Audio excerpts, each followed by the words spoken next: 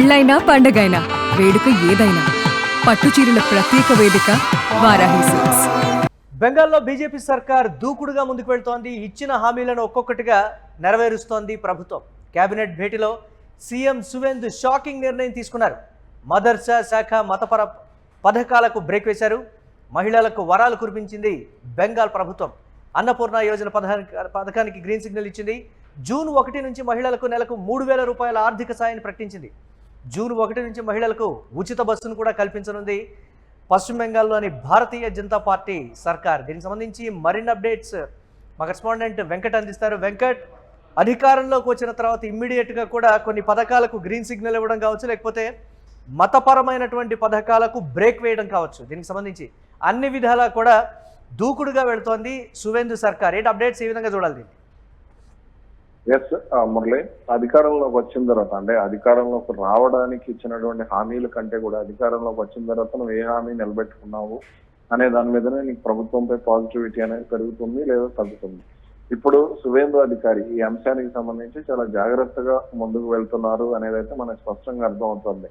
శ్యామ్ ప్రసాద్ ముఖర్జీ, అటల్ బిహారీ వాజ్పేయి లాంటి దిగ్గజాల కళను నెరవేర్చినటువంటి సువేందు అధికారి ఇప్పుడు ముఖ్యమంత్రిగా తాను తీసుకుంటున్నటువంటి నిర్ణయాల విషయంలో చాలా జాగ్రత్తగా వ్యవహరిస్తున్నారు. ఎక్కడా కూడా అంటే తనను విమర్శించేటువంటి అవకాశం ప్రతిపక్షానికి ఇవ్వకుండా తనను టార్గెట్ చేయడానికి కాచుకొని కూర్చున్నటువంటి తృణమూల్ కాంగ్రెస్ కు ఎక్కడా కూడా అవకాశం ఇవ్వకుండా ఆయన రాజకీయంగానే పరిపాలన కానీ చేసేటువంటి ప్రయత్నం అయితే చేస్తున్నారనే విషయం మనకు స్పష్టంగా అర్థమవుతుంది. ఈ నేపథ్యంలోనే ఇప్పుడు తీసుకున్నటువంటి ఈ 3,000 మహిళలకు 3,000 ఇవ్వటం కానీ, అలాగే అన్నపూర్ణ పథకం కానీ, ఇవన్నీ కూడా అద్భుతమైనటువంటి నిర్ణయాలు కనుక చెప్పుకోవచ్చు. ఎందుకంటే పశ్చిమ బెంగాల్ ఆర్థిక పరిస్థితి కూడా కొంత బాగానే ఉంది. ఎందుకంటే కలకత్తా ఉండడం, అలాగే అటు టూరిజం మీద డార్జిలింగ్ కానీ, సిలిగురి కానీ, ఈ ప్రాంతాల్లో బ్యాక్డోగ్రా కానీ ఇటువంటి ప్రాంతాల్లో భారీ ఎత్తున ఆదాయం రావటం, ఇవన్నీ కూడా ఉన్నటువంటి పరిస్థితి ఉంది. కాబట్టి అక్కడ బెంగాల్లో ఆర్థిక పరిస్థితి గురించి ఇబ్బంది లేదు కాబట్టి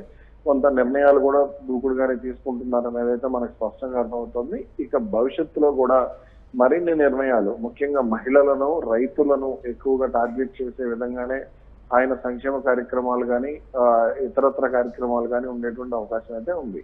అంటే మదర్సా శాఖ మతపర పథకాలకు బ్రేక్ అనేది ఒకంత సెన్సేషనల్గా మారినటువంటి పరిస్థితి. ఆయా ప్రాంతాల్లో జరుగుతున్న పరిణామాలు, కొన్ని పర్టికులర్ అంశాలన్నింటినీ దేశవ్యాప్తంగా హైలైట్ అవుతున్న సిచ్యువేషన్ ఏంటి? ఈ పథకాలకు సంబంధించి బ్రేక్ ఎందుకు వేశారు అనేటువంటి మాట, ఎందుకు మైనారిటీల విషయంలో అంత దూకుడుగా వెళుతున్నారనే రకరకాల ఊహాగానాలు, దాన్ని ఎలా చూడాలంటారు?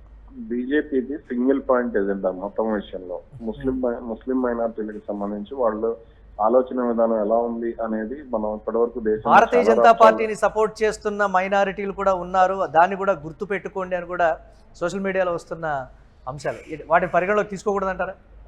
ఇక్కడ అంటే పశ్చిమ బెంగాల్ విషయానికి వస్తే మైనారిటీలు వేరు, ముస్లింలు వేరు అనే కోణంలో మనం చూడొచ్చు. ఎందుకంటే పశ్చిమ బెంగాల్లో ముస్లింల సంఖ్య చాలా ఎక్కువగా ఉంది కాబట్టి ఇక్కడ వాళ్ళను దెబ్బ కొట్టడమే లక్ష్యంగానే వాళ్ళు 2026 ఎన్నికలకు సంబంధించి పక్కా వ్యూహాన్ని 2 ఏళ్ల నుంచి అమలు చేస్తూ వస్తున్నారు. కాబట్టి ఇప్పుడు మనం చూసుకుంటే మాత్రం తీసుకున్నటువంటి నిర్ణయాల్లో ఇది మదర్సాలకు సంబంధించి చూసుకుంటే అంటే బీజేపీకి వ్యతిరేకంగా మదర్సాలు పనిచేస్తున్నాయి. చిన్నప్పటి నుంచే ఈ ముస్లిం పిల్లల్లో అంటే బీజేపీ వ్యతిరేక భావజాలాన్ని నూరిపోస్తున్నారు, దేశ వ్యతిరేక భావజాలాన్ని నూరిపోస్తున్నారు, అంటే ఒక హిందూ సమాజాన్ని ఒక ద్రోహిగా చూపించేటువంటి ప్రయత్నం చేస్తున్నారు అనేటువంటిది బీజేపీ ప్రధాన ఆరోపణ. కాబట్టి ఇక్కడ మదర్సాల విషయంలో సువేందు అధికారి ఆ నిర్ణయం తీసుకున్నారు. అది వేరే పార్టీ ఏదైనా కాంగ్రెస్ కానీ లేదంటే తృణమూల్ కాంగ్రెస్ కానీ తీసుకుంటే మనం ఆశ్చర్యపోవాలి తప్ప ఇక్కడ బీజేపీ తీసుకున్నటువంటి నిర్ణయానికి సంబంధించి ఆశ్చర్యం కంటే కూడా ఓకే ఇది జరుగుతుంది అనుకున్నాము, కాస్త ఆలస్యం అవుతుందా కానీ తొందరగా జరిగిందా అనేది అక్కడ చాలా వరకు ఉన్నటువంటి భావన.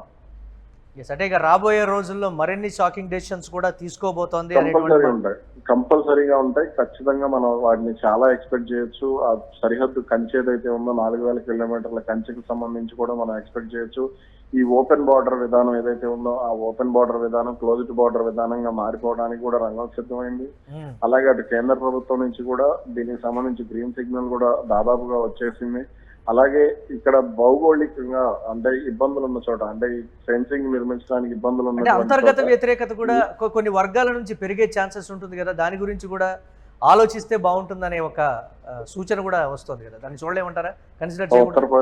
ఉత్తరప్రదేశ్, గుజరాత్, రాజస్థాన్, మధ్యప్రదేశ్, ఢిల్లీ, అలాగే ఇటు హర్యానా ముస్లింలు ఎక్కువగా ఉన్నటువంటి రాష్ట్రాలే, బీహార్ కానీ ఇవన్నీ కూడా అంతర్గత వ్యతిరేకత ఉన్నప్పటికీ కూడా తాము గట్టెక్కగలము, తాము ఏం చేసినా సరే గట్టెక్కగలము అనేటువంటి ధీమా బీజేపీలో ఉంది.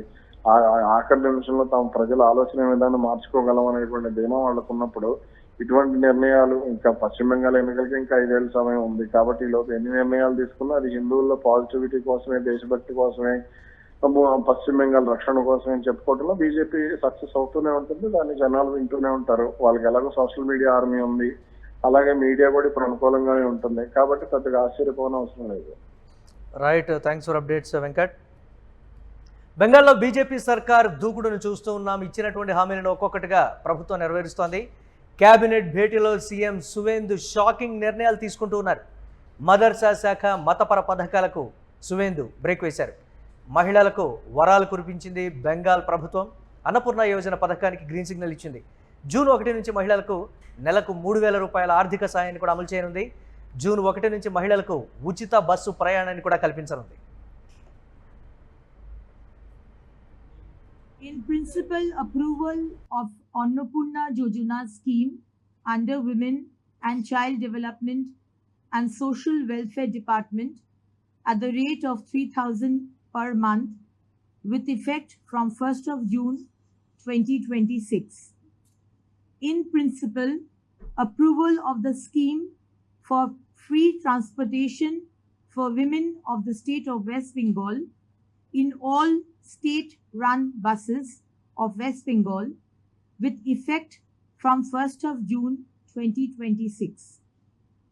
Constitution of 7th State Pay Commission for revision of pay structure of state government employees and employees of statutory bodies, boards, corporations, local bodies, educational institutions, etc.